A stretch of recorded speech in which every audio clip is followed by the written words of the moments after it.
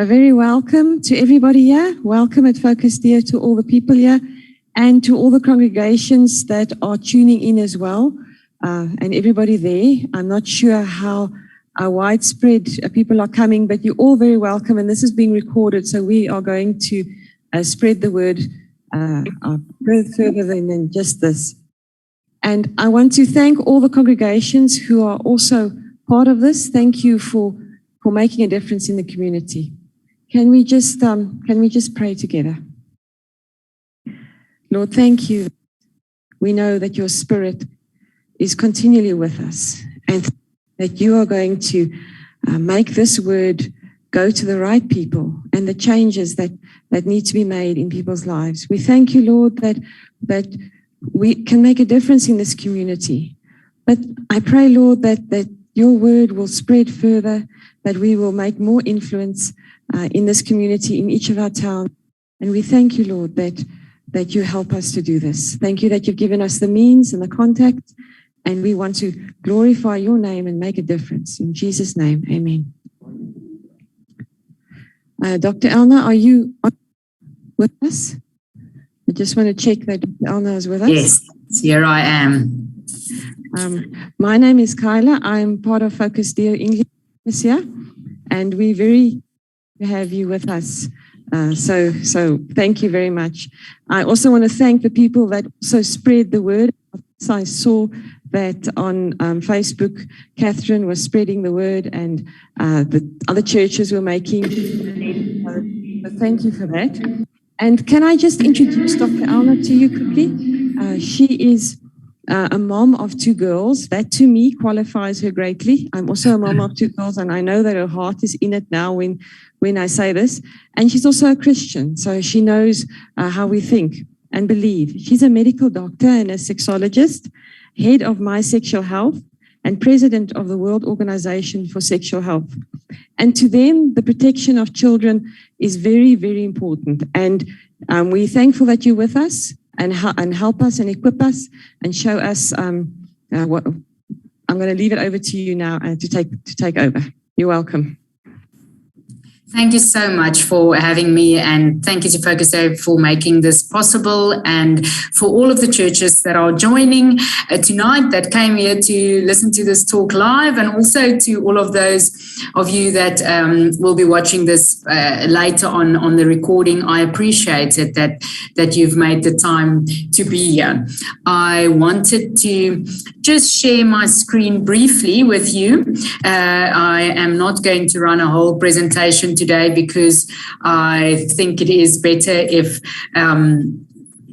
you just listen to me than look at all of my notes all the time. But there is this one picture that I want to share with you, and that's that one. So that's my family, and I couldn't fall pregnant.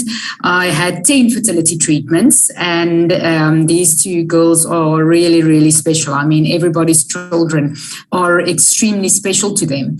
And nobody sets out with the idea that their children will be abused. And I really pray that the knowledge that we will gain here tonight will make it possible for us to protect all children against sexual abuse. As life goes on and as there's more knowledge about this, and as we talk about things more clearly, may we truly be able to protect more children from sexual abuse. I really believe that there is so much power in the truth, and that this is God's truth that I am sharing with you. Although it is based in so much research and academic knowledge, I still believe this to be God's truth, and that God does not want one child to be sexually abused, one teenager, one adult, nobody to experience abuse. And that if we could pick up signs, and for people who might become abusers, if people can look into themselves way earlier and realize that I have been abused, and therefore help, because there is complete healing for every person that had been abused, every single person, even if you have already become an abuser yourself after being abused as a complete healing and restoration. And from a medical perspective, absolutely, from a psychological perspective, and from a spiritual perspective. And I would like to encourage you to get the necessary help. You need the help on 3 levels. From your community and your pastors at church and the people there can support you. You need the immediate and ongoing cleansing and healing from God, but then also please do reach out to professionals. And we at My Sexual Health are a group of 50 multidisciplinary healthcare providers that specialize in this, but there are different ones that look after different things within our group. So you can check out our website on mysexualhealth.co.za. Under About Us, you will find the team. And this is the World Association for Sexual Health, which I represent here. And yes, we do take the protection of children very serious. This is what our website looks like if you go on there. But I just wanted to show you. This is Casey Blake. She's a colleague of mine on our team. And she's got this amazing course that you can get from sexologycourses.com. It is a 6-hour course. And almost everything I know about speaking to children about sex, I've actually learned from Casey. So we talk about it on a very political level globally. But Casey has made it so practical for me. So I just want to acknowledge that that I've really learned a lot, and many of the facts that you hear here tonight comes from Casey. So now I just want to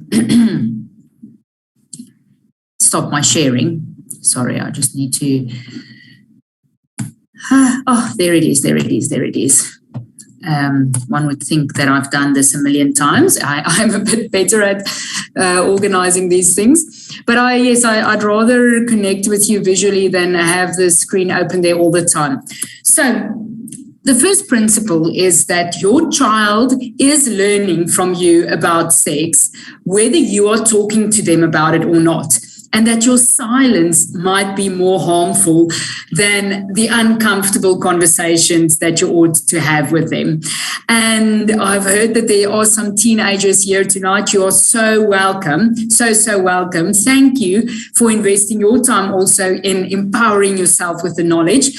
If you have already felt that somebody has crossed boundaries that you didn't actually want to allow, I can tell you now, it's never too late to stop, ever too late to stop. You never have to feel that because I've already allowed him to touch my breast, I can't go back. You can even go back while he's busy doing it and say no. You can say no now. You can say no even when you are married, and at that time you just don't want your breast to be touched. You can still say no. So I hope that that you will be empowered by this knowledge that you gain here tonight. Just to clarify, within marriage, if sex is withheld, like the Bible tells us that we shouldn't withhold sex for prolonged periods, because sex should be the natural outflow of intimacy in the marriage. So if you don't want to have sex with your partner for a prolonged period, I'm not talking about there's a week that you are just menstruating, or when there's a big sadness in your family or a sickness or something like that, then of course there won't be sex. But if you really don't want to have sex for a prolonged period, there's something going on there, and we need to address that. It might be a medical thing, it might be a psychological thing, it might be an issue in the relationship. So by saying you can say no, don't touch my breast tonight, I'm not saying you can say no to sex your whole marriage long, because very, very few marriages will survive that. But consent is something that should be given enthusiastically under all circumstances. I mean, just the act of walking down the aisle isn't a consent to every potential sexual act that exists. So, yes, anyway, just per introduction.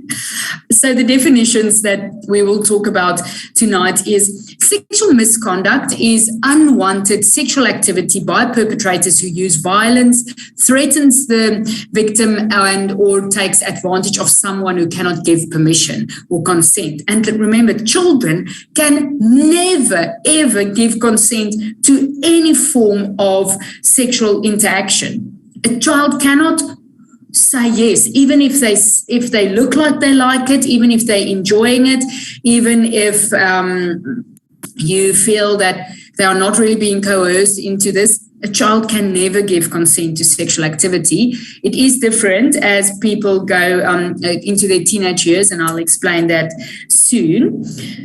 So what is child sexual abuse according to South African law?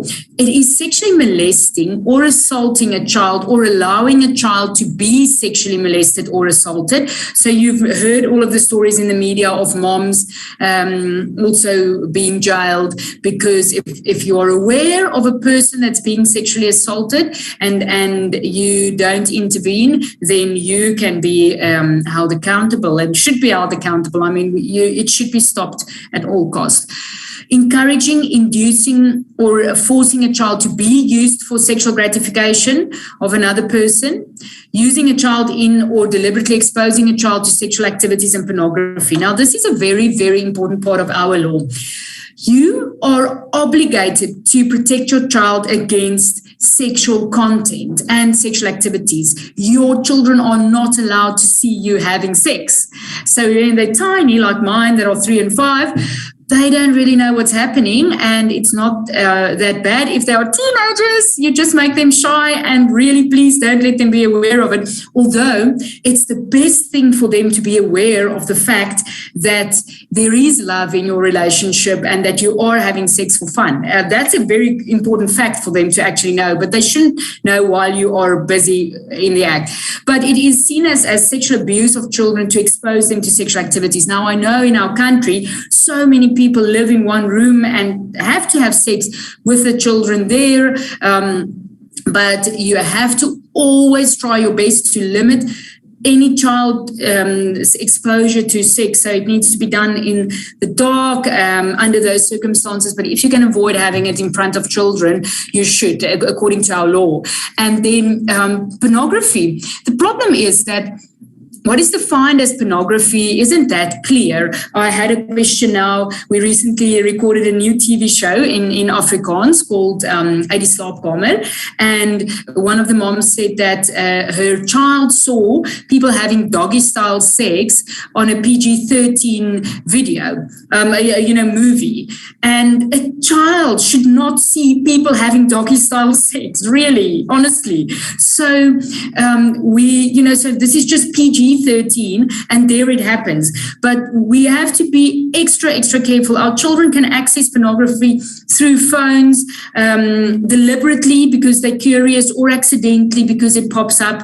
They can access pornography on, and it doesn't have to be on a porn site. They see pornographic images, and be very aware of what's sent to you on your phone by your school friends that send around pornographic images, and then your child goes through your phone or something like that. It's illegal for a child to be exposed to pornography. And then procuring or allowing a child to be procured for commercial sexual exploitation, or in a way participation or assisting in commercial sexual exploitation is, of course, very, very much illegal. So the concept of grooming is something that we really need to understand, because it is a preparation process to eventually get that child to consent. Is kind of consent. As I said, a child can never really consent. They are coerced into this, but a child will probably not touch an adult's genitals just on the first day that they meet them. But if you groom them, if you get them to trust you over a long period, they might do so. So grooming is a process where someone builds a relationship of trust and an emotional connection with a child or a young person, and so that with the intention to exploit and manipulate them, with the intention to abuse them. I just want to close my emails here because it keeps on making noises in the background. So you can, sorry, man, now I am.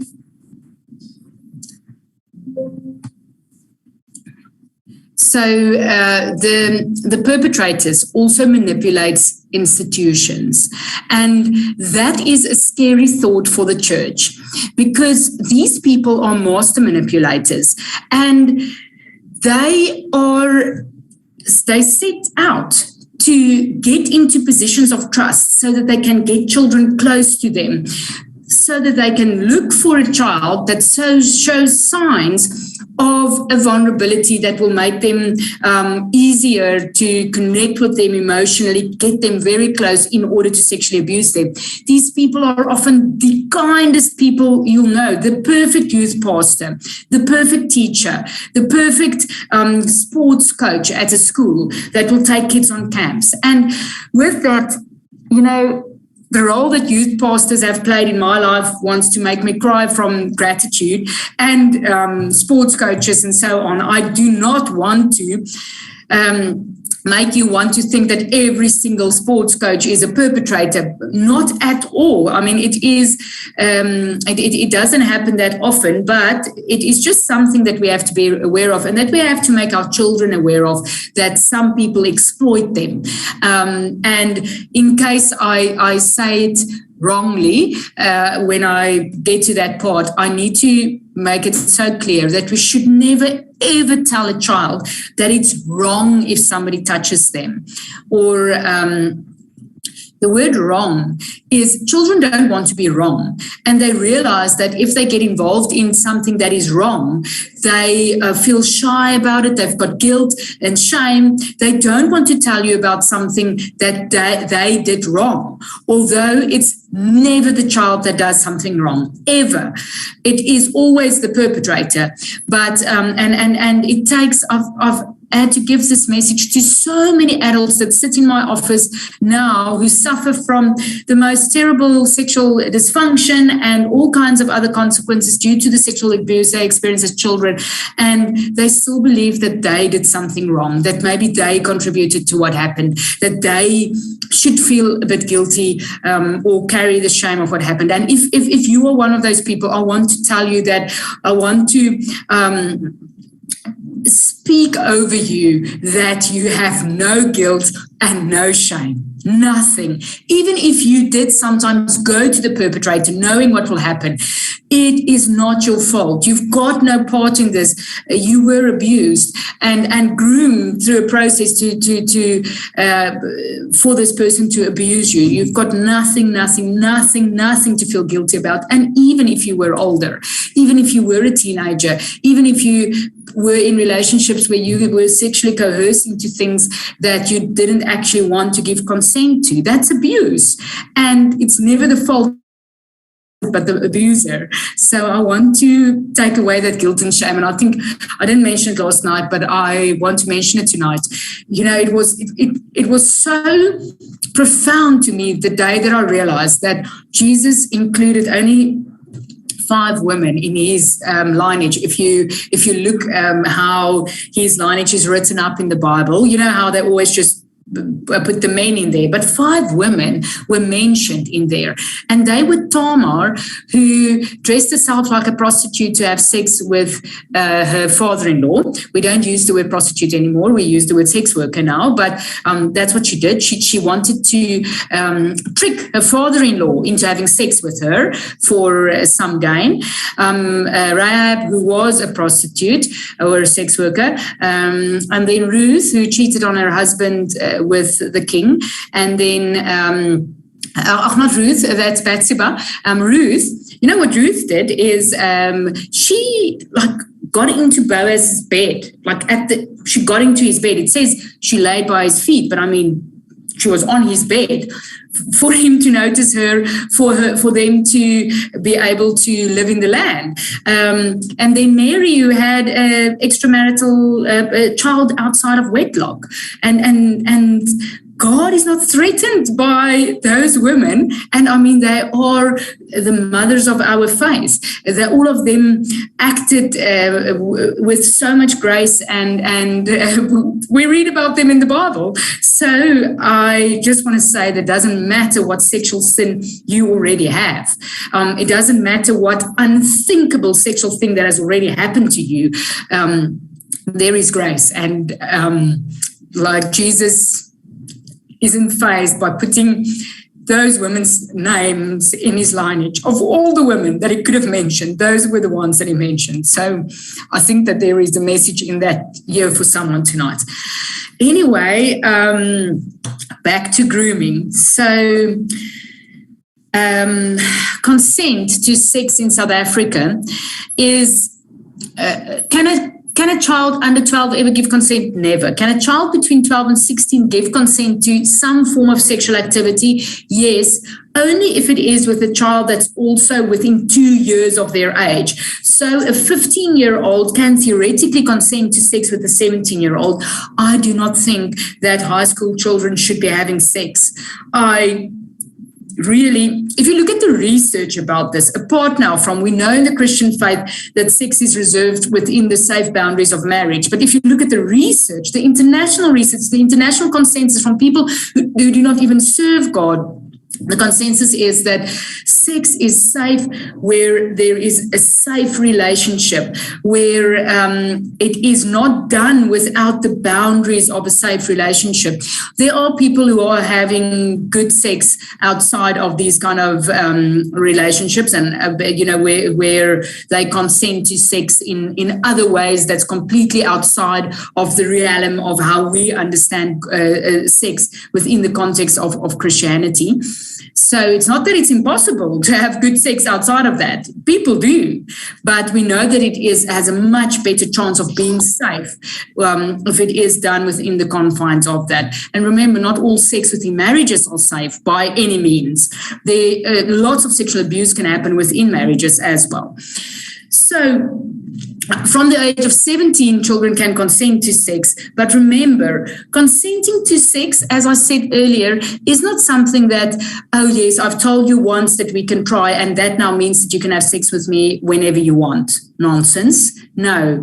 Consent to sex is something that needs to happen on an ongoing basis, and every single thing that happens during that sexual act needs to be consented to. So in a marriage, we have a way of communicating that with each other. Your husband in the bedroom does not necessarily ask, is it now okay if I kiss you on the mouth? Is it okay if I touch your breast? Is it okay if I touch your genitals?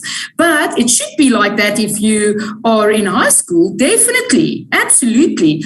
Can I kiss you? That's the only way you can kiss someone, is if you've asked. Because you haven't been together for 10 years, that you have developed this whole language between each other where you know that consent is implied. You have to ask before you do anything to a person. In fact, before you touch any person anywhere, you always, always, always have to ask, and you have to get explicit consent for anything that you do to any other person, but obviously specifically a child. And I'm not even talking about only sexual touch. I'm talking about any kind of touch for a child. You need to get their consent first. The long-term effects of sexual abuse. So why are we trying to prevent this? Because, of course, that child that's being abused, sometimes it's not even that, it's not painful or that traumatizing to them while it's happening, because this person has groomed them and has kept them so close, and they actually feel loved through what's happening here. But the long-term effect of that is humongous. I deal with it in my practice on a daily basis. And obviously, also children can get awfully hurt through sexual abuse, physically and emotionally, even as a child. So the long-term effects are anxiety and depression, eating disorders, post-traumatic stress disorder, difficulty in coping with stress in general, self-harm, suicidal thoughts, and a higher suicide rate, sexually transmitted infections, pregnancy, feelings of shame and guilt that just sticks with that person lifelong, drugs and alcohol problems, relationship problems with family, friends, and with partners, and sexual dysfunction. So what has happened, where the devil has stolen in that person as a child, that sin that was committed to that child gets perpetuated into their future. And again, it has absolutely nothing to do with that person. It's not their sin at all. But there is this long tail of effect of sexual abuse. And that is why we so diligently and effectively and with every ounce of energy that we have should try and protect children against this, because it's not only what is happening in that act, but then the consequences thereof. So this, I say, with a lot of reverence, actually, because I don't want it to sound prophetic, but the reality is that at least one in three girls are abused by the time that they've left school in South Africa. And if your child were to be abused, the person that would do it is almost certainly going to be someone that you as an adult like or love. Put that in your pipe and smoke it. Because for children under the age of 12, 95% of cases, 19 out of 20 cases, it's a person that they know. And in 50% of cases, it's a family member. So the situations where you hear, I hear this when I speak to adults now, is that it was an uncle, a grandfather, their own father. And I am fixating on men here now, but women also abuse children, sexually abuse children, and boys also get sexually abused. Absolutely. Sometimes by women, often by other boys, very often by other boys, and sometimes by older men. So it's not only the girls that we need to protect here, but the situation, if your child if a child is to be sexually abused, it's probably going to be by someone that you like and love. Because remember, of the grooming process, that person has done a lot of work to make sure that you like them, because you needed to trust them with your child on some level so they could get time alone with your child. So, and I'm also not saying that to impose guilt on any parent, but it's we have to keep in mind. So these people pay a lot of attention to the children, and they notice what they like and what they don't like. And they find ways of having positive interactions with these children. And by doing that, finding ways to spend time with them alone. And they will test these children and check to see whether these children can actually be trusted. So they will do touch testing to check and see, can I have a hug, a kiss on the cheek, this kind of thing. Somebody that is going to sexually abuse a child, you get those perpetrators who will just take advantage of a child out of the blue, kind of if the situation arises. Yes, it happens. But through this grooming process that we see that most often happens in young children, they will not just show their genitalia to the child will run away. They take a long time to check if they could get to that place of showing the genitalia. So they will also do like the sitting on the lap kind of thing, the horse riding, horseplay kind of things. And they actually tap into children's natural curiosity. So I want to show you something, and then I'm going to talk to you about secrets.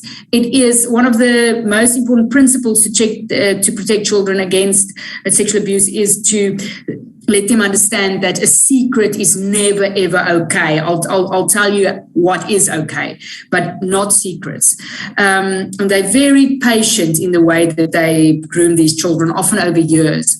And as I said, sometimes organizations, sometimes they get the church to trust them so well before they start doing their nonsense. So 16% of children talk about abuse, 16%, only 16%. That is crazy if you think of it, that these children then live with this their whole lives. I can't tell you how many women have told me that I was the first person that they've ever told about the abuse that has happened to them. So why would that be? Why, if your child were to abuse, would they not come to you? Because they do not know that what was done to them is sexual or wrong. They just don't have a concept of that yet. Then they realize it as they get older, and often this abuse happens over many years. And as they then realize, but this is sexual and this should not have been happening, they immediately feel this shame and guilt.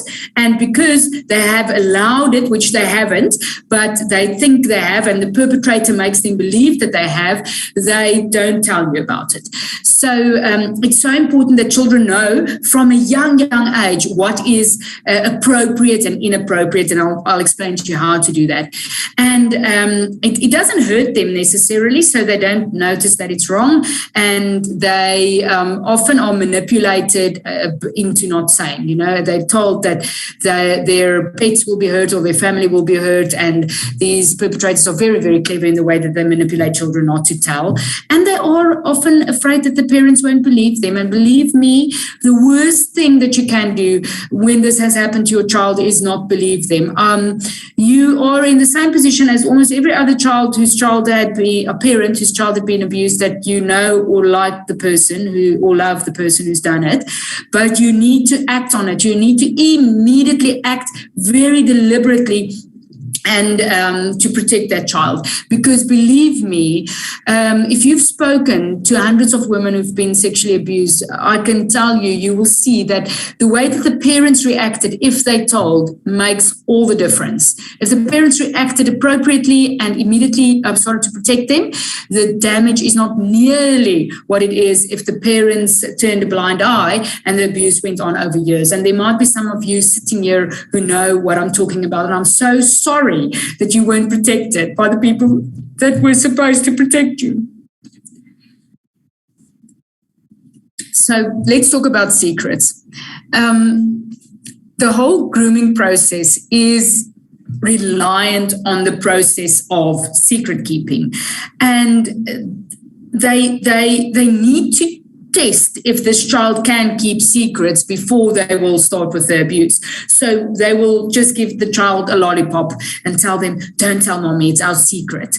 And then they'll start doing things with the child and check if they tell, and check then with the parents if they told. And it will be really, the problem with grooming is nothing of the grooming process is illegal. You cannot report the grooming things to the police. Giving a child a lolly, spending time with a child, giving a child hugs, none of those things are illegal. So, and every person who gives a child a lolly is certainly not a perpetrator.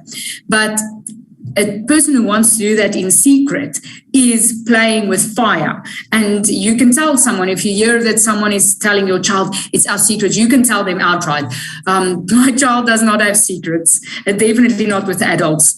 So what is okay? Surprise is okay. So we can keep a secret from daddy for a while for his birthday because it's a surprise. A surprise always ends with something positive for the person that's involved. And that's fine. We can have surprises all the time, no problem. And so your child can it's okay for your child to even lie to you a little bit because of a surprise. But it's for a short period, and it always has a positive impact on the person from whom the secret is kept for a short period. Then there's something about privacy. And it's very important that children understand about privacy. If mommy is pregnant, for instance, and she doesn't want to know want everybody to know, it's not a secret, it's private. If you have head lice or worms and you don't want people to know about that, it's not a secret, it's private. So there's a medical reason for it, and that we have to frequently explain that to children. Like my child had head lice recently, and I would say to her, you see, that's private. You don't want everybody at school to know that you've got head lice. So it's cool. You're in our house. We talk about it. It's nothing to be ashamed of, but you have the right to privacy. Everybody doesn't have to know about it. Okay. So then my 2 and 4-year-old starts learning the concept of privacy, which is super important, but they don't think that it's a secret.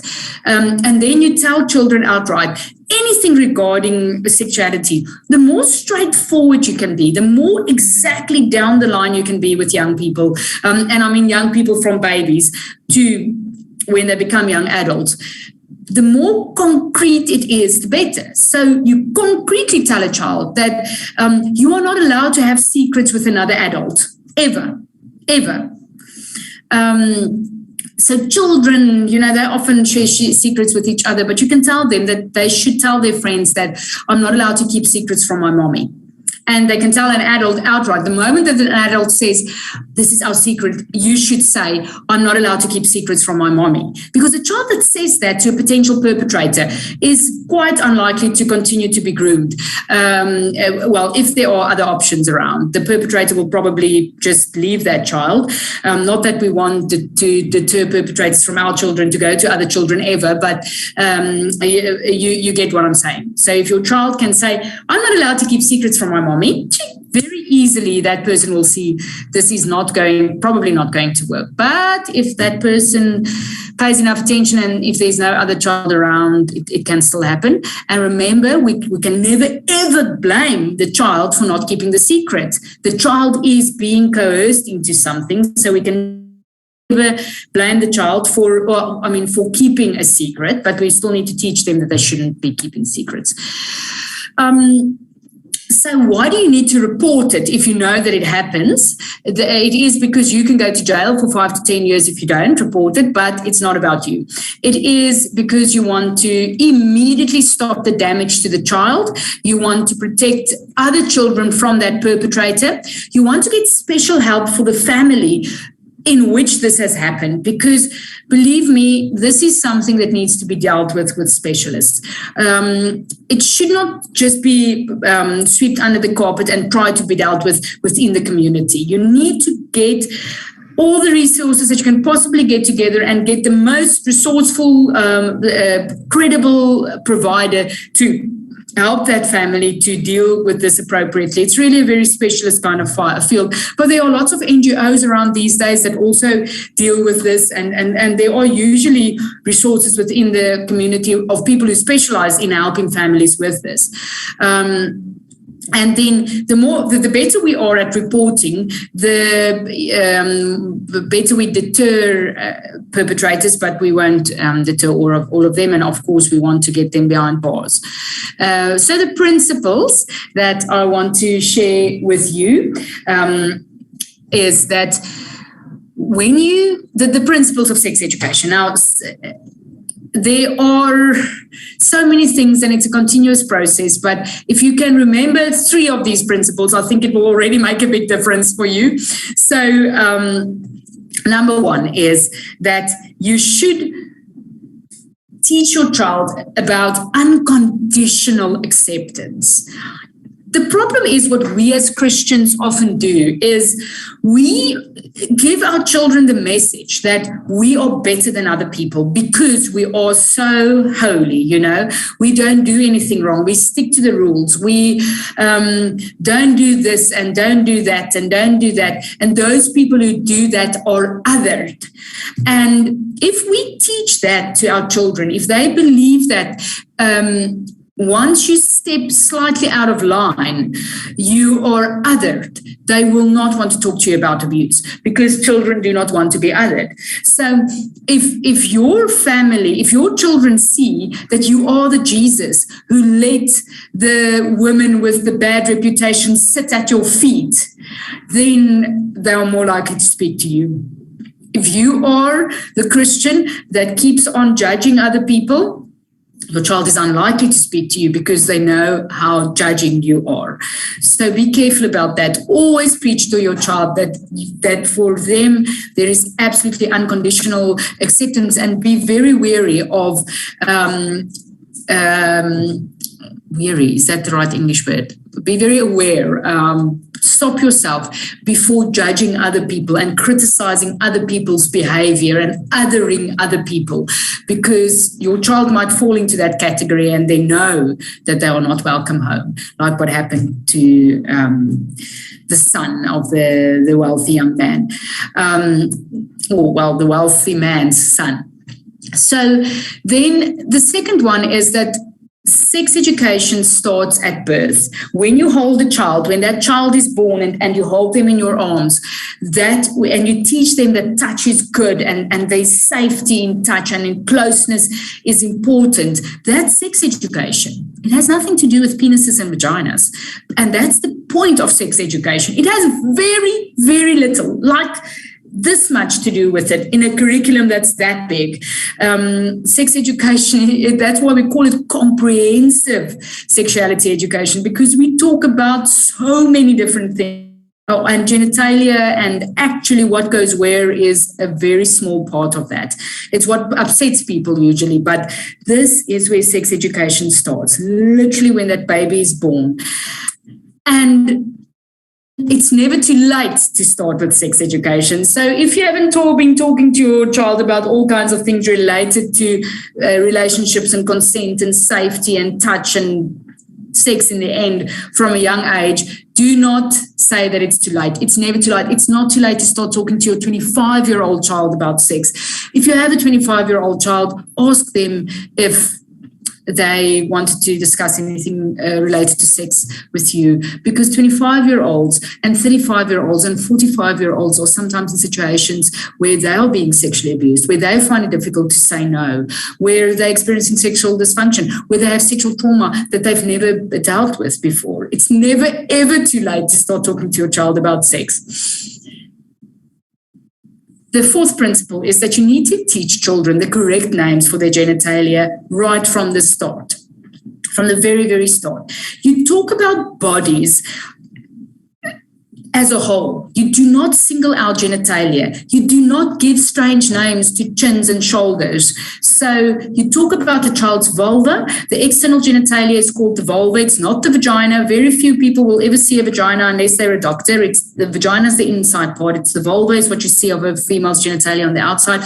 For a man, you see a penis and a scrotum with testes inside. And a child that can say shoulder can definitely say penis and scrotum. So don't make a fuss about it. Ask yourself, what is the worst thing that can happen if your child can say penis? Honestly, what is the worst thing that can happen? He can say it in front of other children. In fact, the other day I had to phone the school teacher to tell her that my child heard the word tolly from her cousin, and now she's using the word tolly. And I said to the school teacher, who doesn't know, because we frequently travel, our kids sometimes go to school just where we are. So the teacher didn't know anything about me. And I said to her, listen, I just want to tell you that if my child says tolly at school, I'm sorry, it's just a phase. She knows that she's not supposed to use descriptive terms for genitalia in public. It's inappropriate. But she learned it recently because if she says penis, that comes from me. And I claim it, because that's what the thing is called. So you don't have to be shy about it. Why do they need to know the right name? If you speak about genitalia in a way that makes the child think that it's unspeakable, that there is something unmentionable about this, that we need to kind of not really say what we mean and mean what we say when we talk about it, how are they going to tell you when a man has shown his penis to them? But if they have those words, if your child gets shown a penis and they go like, why are you showing me your penis? Adults are never supposed to show children their genitalia, which is something that you teach my children from before. I mean, there was never a time that I started teaching them this, because I just have always taught them that adults never show their genitalia to children.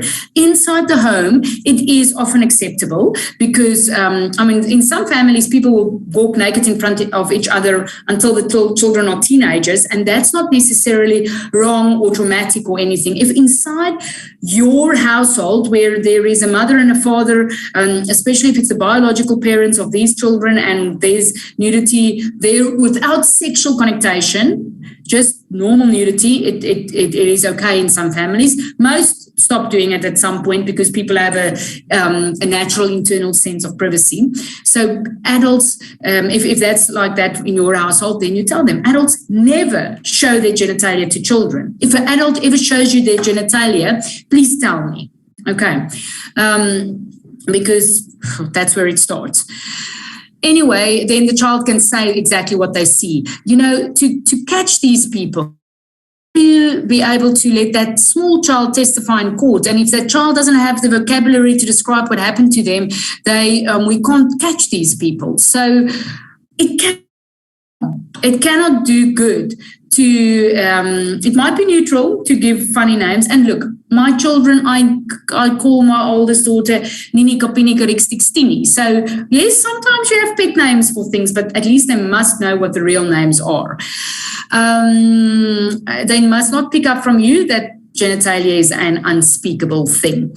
They will play the squeaky toy thing with you where they sometimes say it and check how you react. But then you must just be frank about it and tell people and tell them that it's inappropriate to swear. We don't swear, and it's inappropriate to refer to genitalia in public. You can always ask me anything about genitalia that you want to, but you don't refer to genitalia in public. That's just a very easy rule, like you don't swear.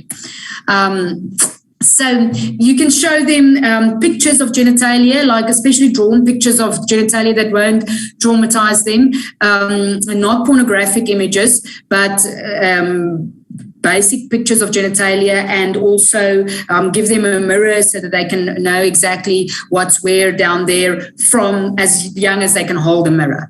So a child that can say February can say clitoris. That's more or less how you know what's age appropriate. You don't have to hide the fact that the child has a clitoris from them until they are 18. There's no reason to do that.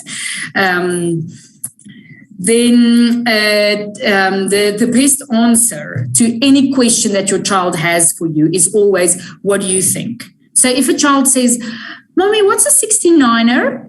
The best way to react to that is not, you shouldn't be knowing about that, or where did you hear that? The child is immediately going to notice that, ooh, this is a touchy subject.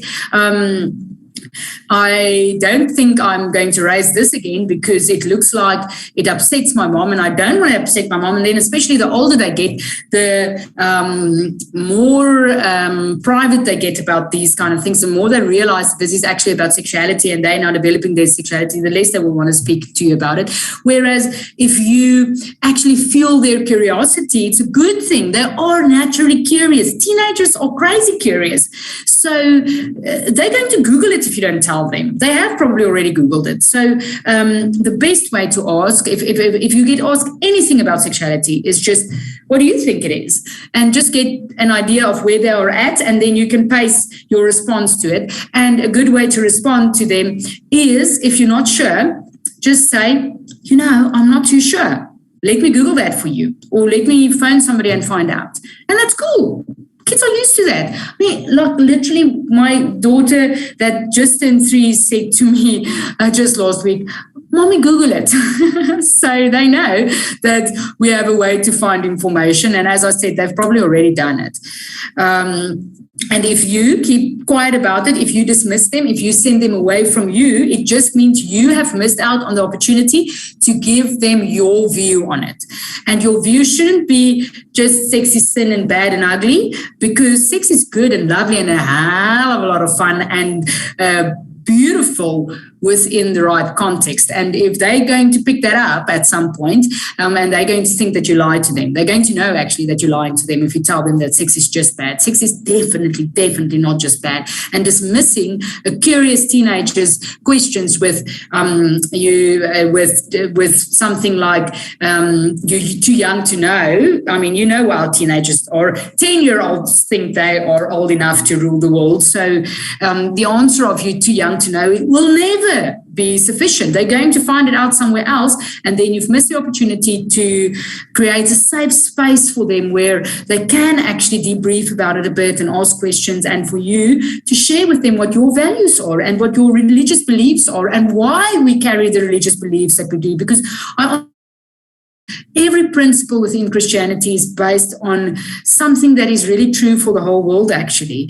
But if we just impose a rule, you know how teenagers are with rules. They will not listen to just a rule. They need to really understand why the boundaries are set the way that they are. And then they're going to decide for themselves anyway, which isn't necessarily a good thing. We know that teenagers make so many mistakes, and we can literally just spray them through the process and hope that they are well enough equipped to actually go and make the right decisions for them in the long run. And I am derailing on that point a little bit now, but I want to share with you that the most effective way to help teenagers to delay their sexual debut is around giving them the agency to decide about their future. for them to live with a purpose. And for us as Christians, we want to instill their God-given purpose in them and their calling. They were designed for something very specific. I remember my mom did teach me that sex belonged in marriage, but when we had more comprehensive conversations about it, my conservative Christian mom from Parys in the Free State, she took me through this thought process without knowing the research. And now that I know the research, I know that that is correct. To say that one day you want to become a doctor. What will you need to do to become a doctor? Oh, you need to go and study at university for 6 years. What do you need to do to get into university? You need to do very well at school. Okay, so how are you going to do that? Now I'm going to study hard and that. So if you were to get pregnant somewhere in this process, what would that do to that dream of yours? Oh, no, sure. Okay, no, that would really throw a serious spanner in this works. So we should really try not to get pregnant. Okay, so how do you get pregnant? Oh, you have sex.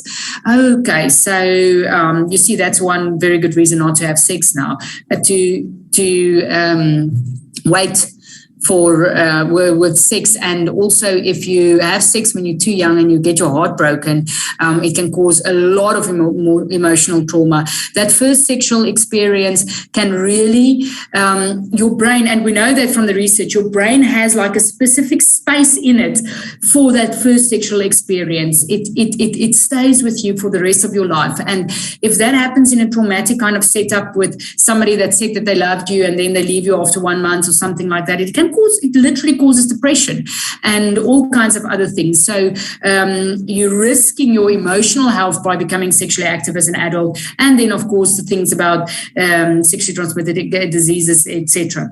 So this is now a long story to just explain that we give children a hope for the future. To not only it's wrong and it's sin, but knowing that it's wrong and sin within our beliefs and within maybe their cultural context is most often not good enough for them not to have the sex. We need to add to that this hope for their future, to know that when I'm going to make decisions about what I'm going to allow, I'm not going to allow all of that. And again, now I'm talking about how you talk to teenagers now. You need to explain to them that because, okay, this is now you don't want the sex because you don't want the consequences of the sex, because whenever you consent to somebody with sex with somebody, you're consenting to having their baby, having their herpes, their HPV, their HIV, and anything else, and a load of their emotional baggage. So, you really have to think about that long and hard before you do that, believe me, even as an adult, please. So what I wanted to say is that then you take it this way. So, okay, so you don't want the sex right now. You realize that it's not right for you, but trying to stop it when his pants are already off and you butt naked and drunk is not going to happen. So first, let's talk about drunk. Let's not get drunk. Okay, yes, let's at some point appropriate to have a drink, but let's not become drunk. My mom told me that women never, ever, under any circumstances, has more than 2 units of alcohol, and I still told me that when I was a young teenager, and I still think, okay, yeah, I think that's quite a good rule to stick to, because we know that when teenagers get drunk, they struggle to say no to sex. And they do drink, which they shouldn't, but they do. Then the other thing is that you should talk to them about when you start kissing, boys like to touch breasts. And then that breast touching results, your body is created that way that when your breasts are being touched, you actually become aroused in your genitals. And then you actually want your genitals to be touched. Never mind the fact that the boy wants to touch it, you want it to be touched. And you can explain it to a boy like that as well. I mean, they want their genitals to be touched almost at any given time. But when they do that, when they start kissing a girl, and obviously there are children in same-sex relationships as well, where these things also need to be discussed. But when you start kissing a girl, the more you, first, you cannot kiss a girl without asking. You cannot touch a girl's breast without asking and without her giving you enthusiastic consent. First, have that conversation, obviously. Then, when you do touch a girl's breast, she is ought to become really sexually aroused. That's how her body works, and it works particularly well in a teenager. So then there are two really sexually aroused people there, which then might start to make decisions to go towards sex, and you have to know where are you going to stop, because you need to stop way before it is actually sex. Otherwise, you might realize that you're in trouble. And then you equip young people with the advice that whenever you feel that something has gone a bit far now and it feels like you're really hot and you're going to struggle to say no to the next step, your body has now responded. A good way to get out of it is to say, I need to go to the loo.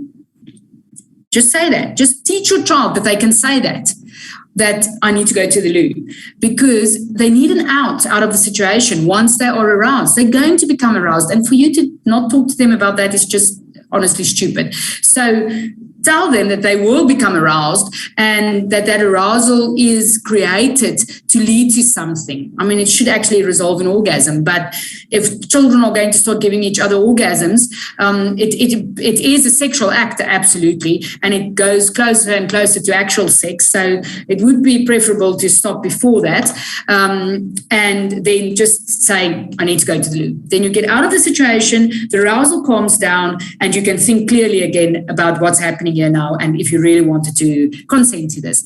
I know it sounds a bit strange to talk to Christian children about this, but you have to talk to them about it, because remember, at what is the age that most boys in South Africa become sexually active? If you just think on average, what's the age? 15. And girls, 16. So you can't wait until a child is in their 20s before you talk to them about these things. Okay. Children who show small children, I'm now back to small children again, that show sexual behavior, like they're masturbating in front of other people, they're rubbing themselves against things, they're showing their genitalia to other children. Normal. Asking for other children to see their genitalia, playing doctor, normal. It's normal curiosity, it's normal sexual behavior. But some children that are sexually abused start showing those kind of things. And what will happen is that even if you try to draw their attention away, so let's say the child is touching their genitals in front of other people. So then you say, because there is a hard rule about it, we don't touch our genitals in front of other people ever. Okay, so you always touch genitals in privacy. Just a good rule for anybody, including adults who scratch themselves in front of other people. The touching of genitals happens in privacy. So you might not necessarily tell that to a very young child, but you cannot say nobody ever touches genitals, because that's absolute nonsense. I mean, we all touch our genitals when we need to wipe. Small children might even still need a bit of help with wiping or cleaning. I let my children clean themselves from before they do, but like wiping when they go to the loo, when they make a poo, you still need to help a child until they go to school, basically. So you cannot say nobody ever touches genitals. Plus, adults touch each other's genitals, but it happens when there's privacy. So that's what you teach them about genital touching, that you can touch your genitals in privacy. But then if you tell them that and they don't stop, or you struggle to distract them, then it's a problem. If they are abusing other children, they're coercing other children, you know that you've told them that they're not allowed to show their genitals to other children, then and they continue to do it, those kind of behavior must make you think of the fact that this child might be sexually abused or sexualized. They are exposed to some form of sexual content already. It might be part of a grooming process. And you need to act swiftly. So the way to really figure out what's going on there, if the child is too small to speak to you, like before school, is a play therapist. If they are older, you can ask them, who showed you that? Or tell me more about that. Or, you can try and get information from them as they get a bit older. But young children who can't speak are often, they can't relay exactly what happened to them, are often at the mercy of these perpetrators. So you hear what I'm saying. There's two principles here. The one is that very minimal sexual behavior is just normal, part of normal childhood. But if they are involving other children in it, or despite the fact that you have explicitly told them that are not allowed to, especially if there is some form of coercion in it, and if their attention can't be drawn away from what they're doing there, and especially if children draw things, like a child might draw a penis, because they see penises, they see their own penis, or in the father or whatever. That's not necessarily that they're abused. A child that draws an ejaculating penis is not something that a child must have ever seen. So you hear, it's not the first penis that's drawn that means that there is something definitely going on there, but it just means that for you as a parent or a caregiver that's involved with this child in any other way, it should make you become very alert. And how do you react to the child about that? Never, ever, ever with any form of, where did you see that? Where did you learn that? Never like that. Always love and acceptance, love and acceptance, love and acceptance. And then maybe while the child is sitting on your lap and say, tell me more about this. And trying to get within love and acceptance them to speak, because the moment that they notice that what they're doing here is something that you might perceive as wrong, they won't talk. And then that puts them at further risks. So when you think that your teenager might be sexually active, so one of the questions was about getting an open condom pack in their backpack.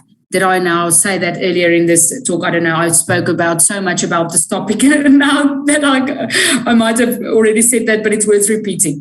When you get that open condom pack, or any other inclination that your teenager is pregnant, not pregnant, well, God forbid, but sexually active, your reaction is not, what are you busy with? You shouldn't be. No. Your reaction is, that there is nothing that you can do that will make me love you any less. Nothing on this planet that you can do that will make me love you any less. That's the way to react, okay, first and foremost. And a lot of that. And then within the context of that relationship, then hopefully a conversation about the fact that you have picked up that there is a possibility that they might be engaging in some form of sexual activity. Is this something that they really want to do? And do they feel that they are okay to give consent? And are they sure that they know that they can withdraw consent at any time? Even if they've said yes to begin with, they do not have to continue if they're not 100% certain. And then obviously have the conversations about STIs and pregnancy, but start the conversation with, there's nothing that you can do that can make me love you any less. Much better place for that child to have that conversation with you than with you from your high chair speaking down on them and telling them how wrong they are, because they don't know how to get out of it. They don't. Most teenagers in sexual relationships feel some regret about it, actually. So, okay, I see my time. I've got my timer here tonight, Johan, so I'll go quickly through the rest of them. Thank you for coming up there. So consent is so important. I think we have spoken quite a lot about consent today, so I won't go too much more into that. And the thing that's just important is we talk about consent with little people, about not forcing them to kiss or hug anybody, and always asking a little person before we touch them. And that's the kind of consent conversations we have with little people. Nothing around sex, but then as they get older, then obviously the question now arises for sexual contact that might be consensual sexual contact as they become teenagers. And the principle is that for anybody to do anything to you sexually, you must know exactly what to expect beforehand. And if something then happens that you didn't expect, you can stop it at any point. So it's just important to have the conversation from that side with them as well, that if you are quite surprised by what has happened now, it's a warning sign that it's actually unconsensual. if you're surprised by what's happening here now, if you feel like, oh, that's not exactly what I expected, it's actually unconsensual. So I spoke at a conference in India recently, and one of the ministers of India spoke there, and it was just so profound to me when they said, a guy, and he said, when your boys come home, question them, ask them what they had been up to. Don't ask only your girls what they had been up to. Ask the boys if they were given consent, especially if you see they're entering into relationships and they're getting close with girls. Make sure you speak to the boys about this, because how are we going to raise a generation of men who understand about consent, who understand that I know most men do, of course, most men understand about consent, but there are so many that don't understand. And most of those men who go on and abuse women, their boundaries had been violated as children. Abused people become abused people or become abusers. So, yes, we need to just check that.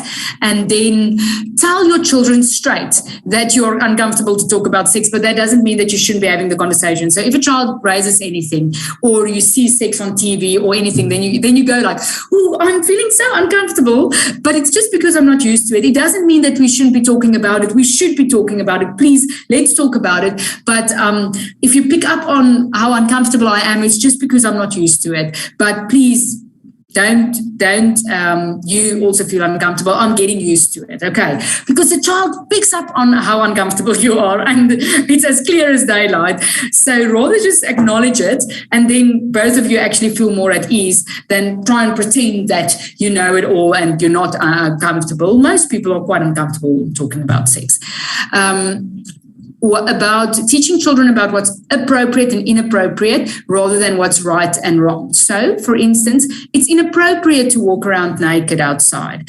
When it's just my husband and I and the kids at home, they can be naked if they want to. But the moment that there's another person there, or on the property, then it's inappropriate to be naked. Not wrong, inappropriate. It is inappropriate to touch another person without their consent. It is inappropriate to touch genitalia in public. So think about many things related to sexuality where you can, and not only sexuality, it's inappropriate to go to church barefoot. I mean, some churches are much more relaxed, but in our church, it would be inappropriate to go to church barefoot. My kids never wear shoes, but they need to wear shoes to church. It's inappropriate to wear something revealing to church. It's inappropriate to wear something revealing to a job interview. It's inappropriate to have there's lots of examples. So rather use inappropriate than wrong and right, because is it wrong for me to be like literally just be in a panty and a bra in front of other people? On the beach, we are here in KZN at the moment, I can be like that in front of my father-in-law in my bikini, and it's not inappropriate. But for another culture, it might be completely inappropriate. So you understand what's right and wrong isn't always that clear, but what's inappropriate is better for a child to understand, because if they don't get these clear messages from you, then when a person that loves them touches their genitalia, they're not sure, is this right or is this wrong? Rather than be very clear about exactly how things are, and don't throw it all under one blanket, because you just confuse children by doing that. And what's appropriate and inappropriate for your family, for your culture, for your religion even, isn't the same necessarily. So that's why discussions around this is so important in the household. And again, that's what comprehensive sexuality education is about. It's about the discussion rather than just showing children how to put on condoms. That is like literally not even 0.01% of a curriculum. So nobody's ever allowed to touch any person, including a child, without their consent, and just the whole cultural thing about forcing children to kiss and hug adults. What message are you giving a child when you do that? That the child has to put their discomfort second and put the adults needs first above their discomfort. Nonsense. You be an adult in that situation and allow your child not to have to touch anybody if they don't want to, but it might be whatever is culturally appropriate for you. For us, our children need to look the person in the eye and say their name when they greet them. So no, they do not have to touch or kiss them, but they have to look them in the eye and say their name, and then I'm happy that they have shown sufficient respect. So just rethink it a little bit, because that doesn't put my child at danger of being abused, but teaching her that she frequently needs to allow another person to physically do something to her that she's actually not comfortable with. And you as adults sitting there know about those people that you had to do that with as a child that made you feel uncomfortable, it was creepy. Do not teach that to your child, that you're supposed to protect them allows that to happen to them. So then rather be the adult and tell the other adult that, listen, sorry, I don't expect my children to touch people again without their consent. And then the person would be like, you weirdo. And then you rather be the weirdo that protect your children than let your child be exposed to that. And then there is quite a lot of other things that I would like to still share with you, but I'll just say the last thing, and that is that sex is like fire. And you should teach your child that when fire is in a candle and it's beautiful and it's romantic, and we all don't have the most positive connections with candles these days anymore because of load shedding, but generally, it can bring people close together and well contained, and it's beautiful. But even a candle can fall over and burn down a whole house. So even in a contained, dangerous aspects to it. But a felt fire, or let's say a bonfire first, wow, amazing, exciting. And that's the kind of thing that teenagers think sex is about. And adults also get involved in affairs, and it's awesome. But that fire is already much, much more dangerous. And then obviously a fire that just runs wild is extremely dangerous and can ruin lives. And sex is all of that. It is not only the most beautiful thing between a husband and wife that God has created. It is also that. But it's not only that. If you choose to disregard all of the power and abuse stuff of sex and never talk to your children about that, you put them at risk. And if you choose to abuse the beautiful part about sex, the fact that it is this amazing expression of passion and pleasure, and one of the most beautiful things that two people can possibly share with each other, so intimate and so spiritual, then you are withholding, don't withhold any of that from a child. They know it actually already. And I mean, I'm not talking, what I just said here is not something that I've ever discussed with my 3 and 5-year-old, of course. This is now the kind of things that will the kind of conversations that develop as they go into their teenage years and preparing to become young adults that will eventually become sexually active, and then hopefully within our religion choose to keep that sex for the safe space of marriage. But even if they don't, there is still healing and forgiveness and grace. Just a lot of grace. It's never too late, never, ever, ever too late for that sexual healing to take place. Okay, so with that, I will conclude. Thank you very, very much for listening. I appreciate it. Okay. Dr. Elna? Yes, let's give her a hand. Thank you. Thank you very much. Thank you for your time. Thank you for all the congregations that are part of this meeting. Thank you for everybody that's here at Focus Deal. And I think the most important thing we've learned these 2 days is to have a meeting with your children. Don't be scared to talk about sex. It's a normal thing, and you need to learn your children. Me and my wife last night after the Zoom, we said, we wish we knew these things much earlier in our lives. When we were young, our parents would have talked to us, would have helped us a lot. So it's very important. So thank you very much. Thank you for your time. Thank you for everybody, and may God bless you, and may you have a blessed trip overseas, and may it go well with you. Thank you very much, Dr. Elna. Thank you. Bye. Thank you so much for having me. I appreciate it. Lekker slaap. Dankie. Bye. Bye.